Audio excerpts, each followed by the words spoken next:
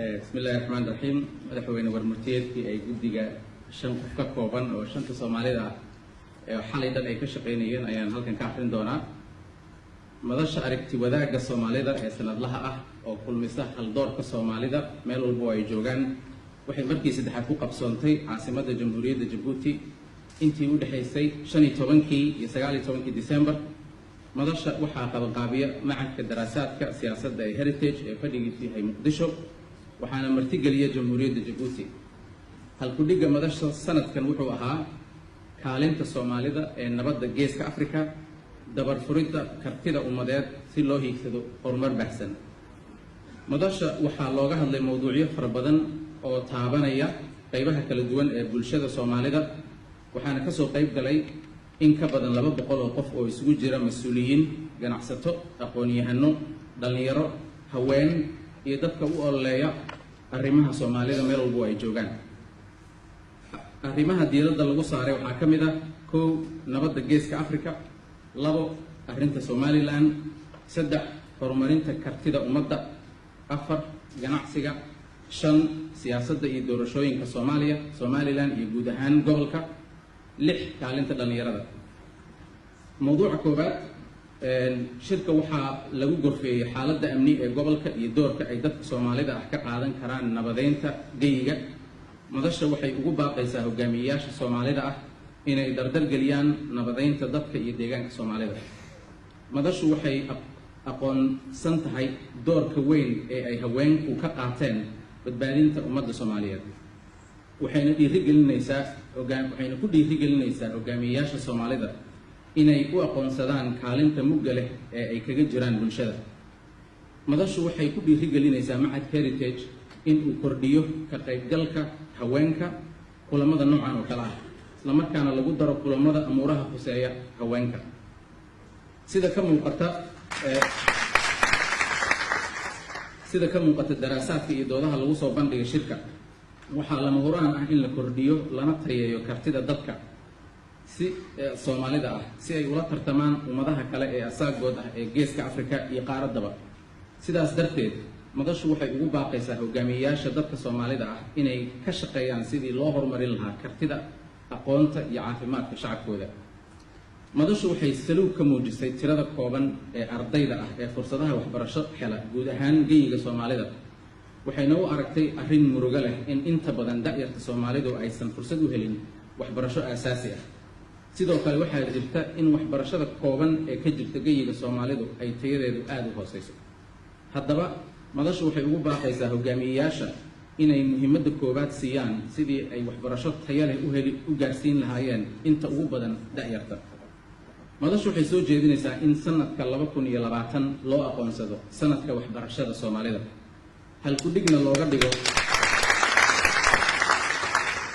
halkudhigna looga dhigo yaan ubadka looga tegin aqoon la'aan dhaqaalaha la geliyo caafimaadka dadka Soomaalida ah waa mid aad u kooban madashu waxay hoggaanka Soomaalida ah meel kasta oo ay joogaan ugu baaqaysaa inay culays ka saaraan sidii loo kordhin lahaa adeegyada caafimaadka ee ay dadku u baahan yihiin tayeynta kartida dadku waa inay noqotaa mid dhammaystiran gaar ahaan dhinacyada waxbarashada caafimaadka dad tayo leh ayaa la tartami kara caalamka intiisa kale madashu waxay ugu baaqaysaa qof kasta oo Soomaaliya inuu qaybta kaga beegan ka qaato horumarinta waxbarashada iyo caafimaadka madashu waxay aad u bogaadinaysaa kaalinta ay diblomaasiyiin Soomaaliyeed ka qaadanayaan xasilinta gobolka geeska Afrika madashu waxay si gaar ah ugu hambalyeynaysaa Danjire Maxamuud Derir oo halkaa fadhiya kaalinta uu ka qaatay soo afjaridda khilaafkii siyaasadeed ee dalka Suudaan isagoo wakiil ka ah dalka Itoobiya iyo Midowga Afrika sidoo kale madashu waxay bogaadinaysaa Danjire Ismaaciil Wacays oo ah u qaybsanaha gaarka ah ee urur goboleedka IGAD ee amuuraha koonfurta Suudaan ahna diblomaasi rugcada ah ee ka soo jeeda Jamhuuriyadda Djibouti madashu waxay mahad ballaaran u jeedinaysaa madaxweynaha Jamhuuriyadda Djibouti Mudane Ismaaciil Cumar Geelle oo si hagar la'aan ah u marti soo qaybgalayaasha madasha isagoo sii adkeeyay kaalinta hormuudka ah ee ay Jamhuuriyadda Djibouti ugu jirto dhammaan dadka Soomaaliyeed gaar ahaan weelaynta aqoonta dhaqanka iyo haldoorka guud ahaan shacabka iyo dowladda jamhuuriyadda Jabuuti waxay muujiyeen sida ay hiil iyo hooba ula garab taagan yihiin dadka Soomaaliyeed meel walba oo ay joogaan iyo aragti walba oo ay leeyihiin. madashu waxay jamhuuriyadda Jabuuti ka codsanaysaa inay sii xoojiso kaalintaas qiimaha iyo qaayaha leh. madashu waxay jamhuuriyadda Jabuuti u aqoonsatay xudunta shacab weynaha Soomaaliyeed ee Geeska Afrika. madashu waxay bogaadinaysaa doorka muuqda ee ay Jabuuti ka qaadatay nabadeynta Soomaalida, gaar ahaan shirarkii dib u heshiisiinta iyo dowladihii halkan lagu dhisay, ciidamada hiil walaal ee jooga dalka Soomaaliya, iyo dardargelinta wadahadallada Soomaaliya iyo Somaliland. madashu waxay ku dhiirigelinaysaa jamhuuriyadda Jabuuti inay sii kordhiso doorkaas dahabiga ah. Soomaaliya, madashu waxay ka tacsiyeynaysaa dadkii ku dhintay daadadkii dhowaan ka dhacay gobollada kala duwan ee Soomaaliya, waxayna madashu aad u bogaadinaysaa gurmadka ay shacabka Soomaaliyeed meel walba ay joogaan sameeyeen iyo weliba dalalka kale oo ay Jabuuti hormuudka ka tahay, waxayna ku baaqaysaa in laga tabaabushaysto aafooyinka dabiiciga ah ee soo noqnoqda. madashu waxay dhiirigelinaysaa kordhinta dhaqaalaha ee ay dowladda Soomaaliya ku bixiso waxbarashada iyo adeegyada kale, waxayna ugu baaqaysaa madaxda Soomaalida in si mug leh loogu soo jeesto kobcinta kartida dadka ee dhanka aqoonta iyo caafimaadka. madashu waxay walaac ka muujinaysaa xiisadaha siyaasadeed ee Soomaaliya hareeyay sanadkan, waxayna ugu baaqaysaa dowladda Soomaaliya iyo saamilayda Soomaalida siyaasadeed inay amuurahooda ku dhamaystaan wada hadal iyo isqancin iyo u turid shacabka. si gaar ah madashu waxay ku baaqaysaa in saamilayda siyaasaddu ka heshiiyaan hannaanka doorashooyinka 2020 lagana fogaado wax walba oo keeni kara kicinta xiisado siyaasadeed iyo khalkhal amni. madashu waxay sidoo kale ku baaqaysaa in doorashooyinkaas ay ku qabsoomaan waqtigii loo mudeeyey si loo dhowro sharciyadda dowladnimada loona xoojiyo hannaanka dimuqraadiga ah. madashu waxay ugu baaqaysaa dowladda Soomaaliya inay dib u soo noolayso wadahadalladii ay la lahayd Somaliland ee yoolkoodu ahaa isqancin iyo isku tanaasul lagu dhameeyo arrinta Somaliland oo ah mid masiiri ah. madashu waxay ku ammaanaysaa dowladda Soomaaliya ee federaalka ah ahamiyadda weyn ee ay siinayso barnaamijka cafinta deynta, waxayna ugu baaqaysaa ummadda Soomaaliyeed meel walba oo ay joogaan in si weyn loo taageero barnaamijkaas. madashu waxay u mahad celinaysaa saaxiibada Soomaaliya oo iyana kaalin weyn ka qaatay taageerada barnaamijka.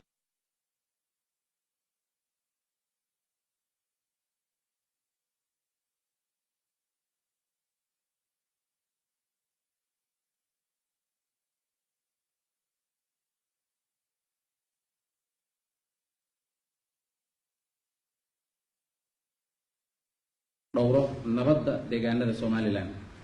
madashu waxay sidoo kale ugu baaqaysaa Somaliland inay sii wado wada hadalka kala dhexeeya dowladda federaalka ee Soomaaliya si xal waara looga gaaro arrinta Somaliland.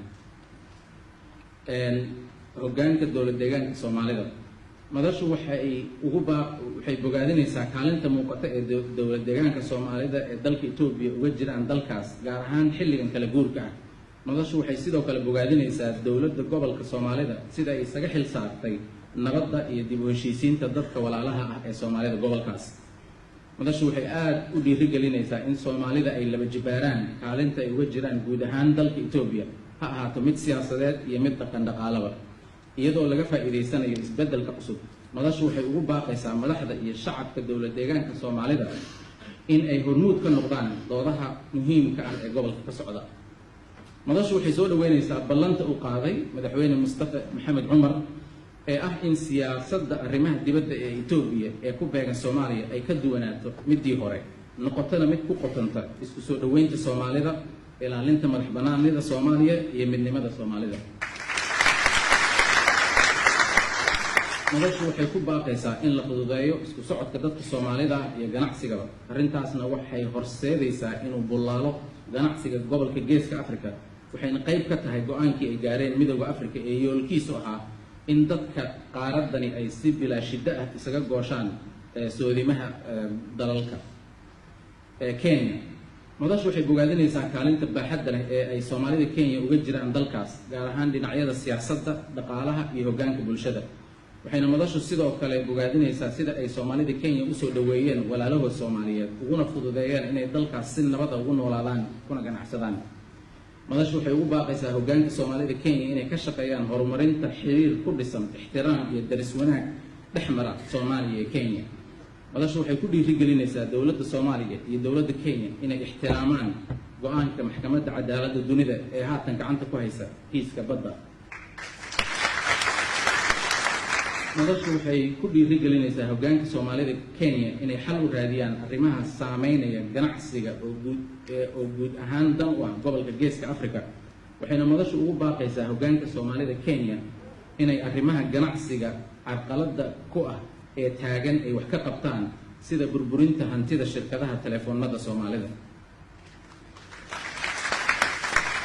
madashu waxay ugu baaqaysaa hoggaanka Soomaalida heer walba inay ka shaqeeyaan fududeynta isu socodka dadka degan soodimaha labada dal.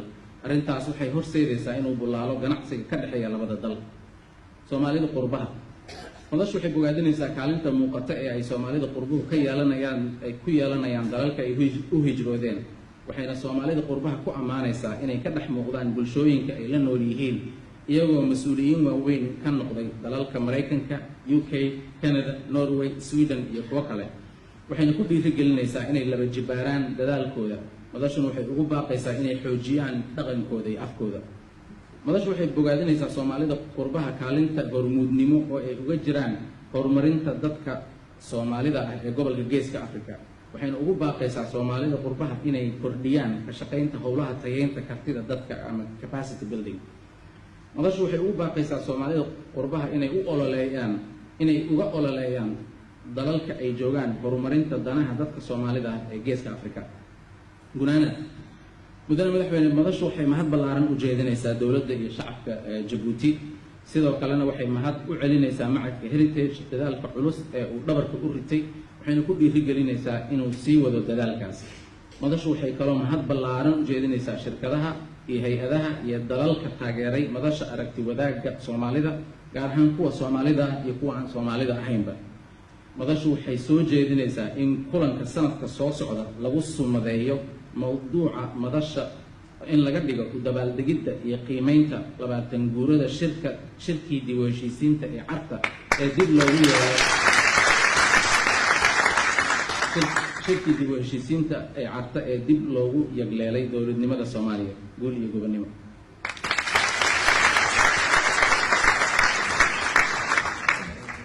intaas kadib madaxweyne adaan kusoo dhaweynaa mikrofoonka inaad shirkana noo soo xirtid dardaarankaaga iyo talaadana.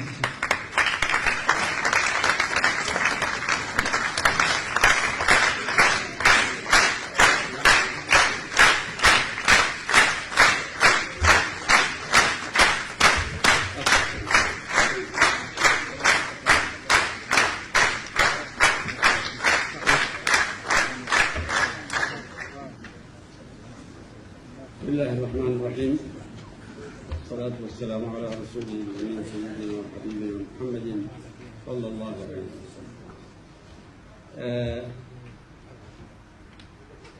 waxaa aniga sharaf weynaya inaan markii saddexaad aan guddoomino ama aan soo dhaweyno shirweynaha aragti wadaagga Heritage Institute. waxa uu ku ammaanan yahay Heritage waxa weeyaan dadaalka dheer, waxa weeyaan nafhuridda uu naftiisa u hurayo, hawshiisa uga tagayo in uu wax u taro ummadda Soomaalida meeshay doonaan ha joogaan, in uu codkeyga sare ugu qaado, in uu la dadaalo ama wixii dadaalayana la garab istaago ayaa uu ku ammaanan yahay. annaguna ku bogaadinaynaa waxa ay Soomaalidu ilaahay baa ku abuuray dhulkani, ku abuuray Geeska Afrika dhammaantiisa.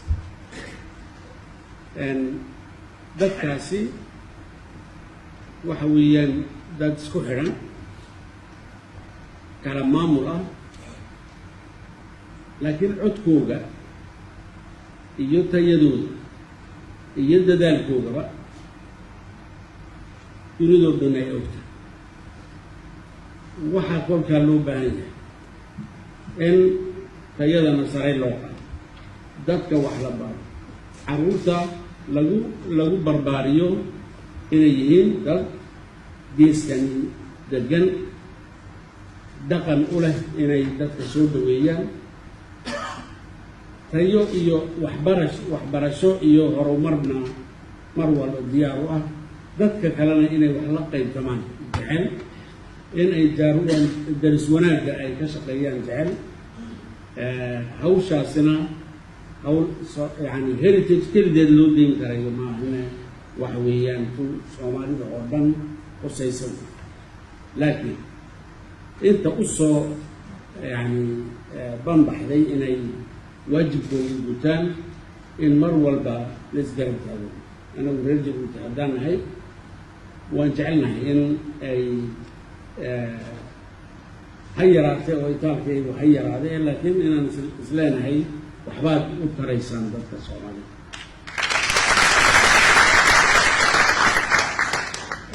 mawaadiicda aad halkan kaga doodeen iyo aragtida aad yani ka soo saarteen warmurtiyeedkiinaasi annagu 100% waan taageeray.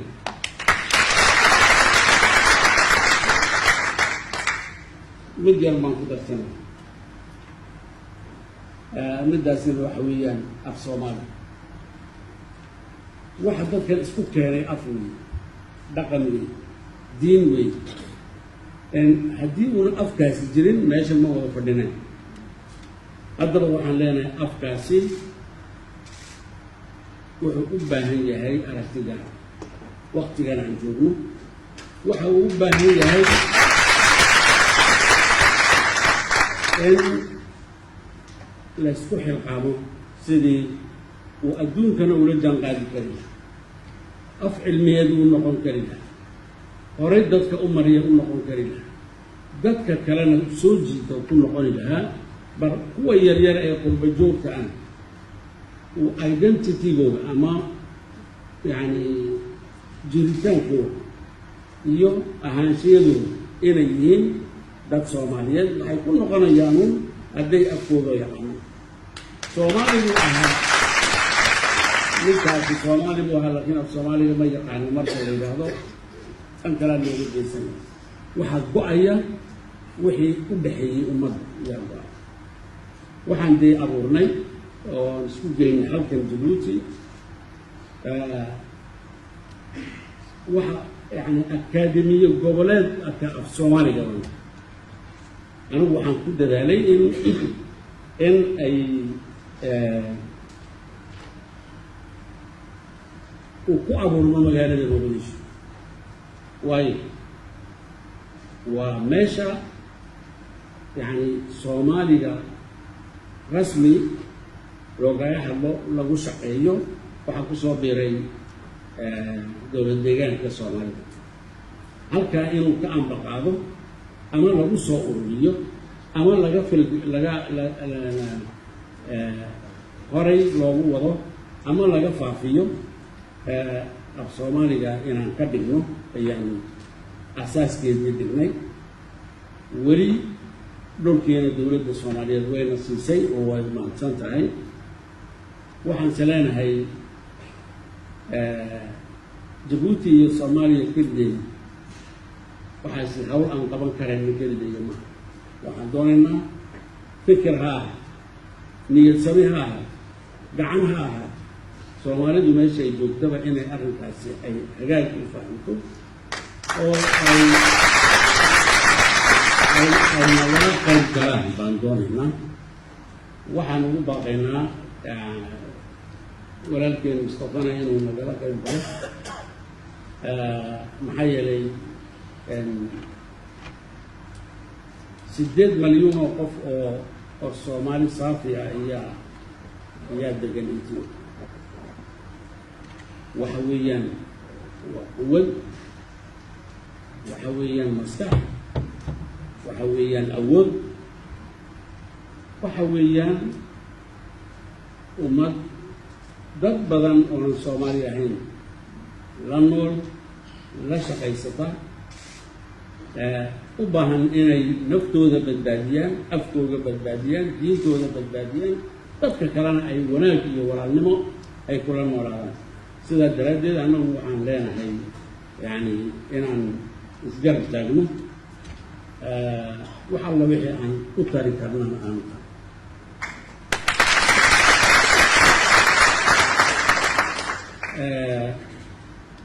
wixii talooyin halkaa ka soo baxay reer heritage waa ku mahadsantihiin. xagga iyagana duco iyo maxaan ku idhahdaay dhiirigelin mar walba waad ugu iman doontaan haddii alla yidhaahdo.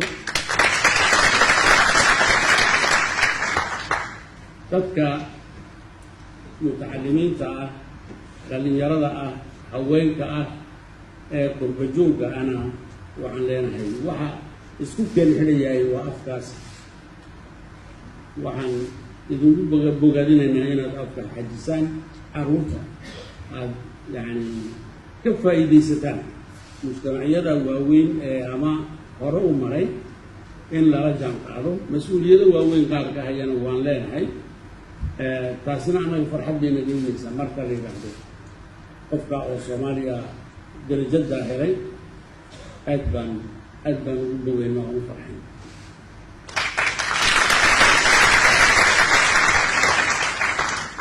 inaan waxay nooga malinayo minister bon waxaan leenahay walaalahayow safar wanaagsan inta naga tagaysa, inta nala joogaysaana nala joogto.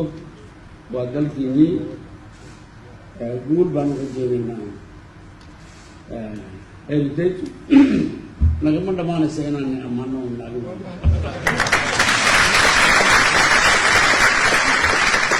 السلام عليكم ورحمة الله وبركاته.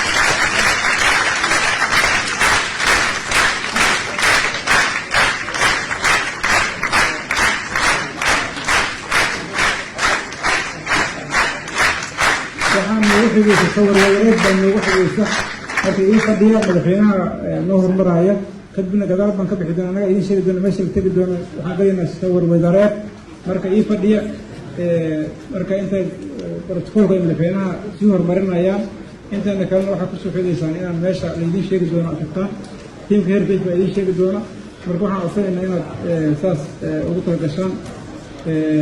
waxaa la wasiir goodax iyo wasiirada goodax iyo ragga la mid wasiirada intaa ka soo baxaan cabdiraxmaan wasiirada soo saar wasiirada jabuuti iyo soomaaliyaba halkan ka soo baxaan.